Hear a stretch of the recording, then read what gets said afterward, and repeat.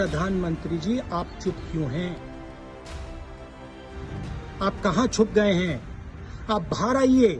पूरा देश, हम सब आपके साथ खड़े हैं। भारत चीन विवाद के बीच कांग्रेस नेता और सांसद राहुल गांधी ने एक वीडियो जारी करके सरकार से पूछा है कि 20 जवानों की शहादत के लिए जिम्मेदार कौन है। भाई और बहनों, चीन ने हिंदुस्तान के शस्त्रहीन सैनिकों की हत्या करके एक बहुत बड़ा अपराध किया है। मैं पूछना चाहता हूँ, इन वीरों को बिना हथियार खतरे की ओर किसने भेजा और क्यों भेजा? कौन जिम्मेदार है?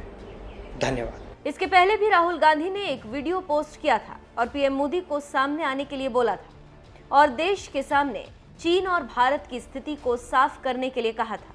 2 दिन पहले हिंदुस्तान के 20 सैनिक शहीद हुए। उनको उनके परिवारों से छीना गया। चाइना ने हिंदुस्तान की जमीन छीनी है, हमारी जमीन हड़पी है। प्रधानमंत्री जी, आप चुप क्यों हैं? आप कहां छुप गए हैं? आप बाहर आइए। पूरा देश, हम सब आपके साथ खड़े हैं।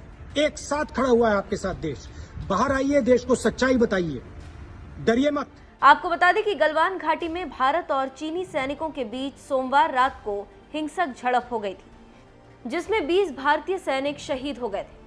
इस घटना के बाद प्रधानमंत्री नरेंद्र मोदी ने कहा कि शहीदों का बलिदान व्यर्थ नहीं जाएगा। हम अपने देश की अखंडता और संप्रभुता के साथ समझौता भी नहीं करते हैं। जब भी समय आया है, हमने देश की अखंडता और संप्रभुता की रक्षा करने में अपनी शक्ति का प्रदर्शन किया है, अपनी क्षमताओं को साबित किया है। त्याग और तितिक्षा हमारे राष्ट्रीय चरित्र का हिस्सा है, लेकिन साथ ही विक्रम और वीरता भी उतना ही हमारे देश के चरित्र का हिस्सा है। मैं देश को भरोसा दिलाना चाहता हूं, हमारे जवानों का बलिदान व्यर्थ नहीं जाएगा।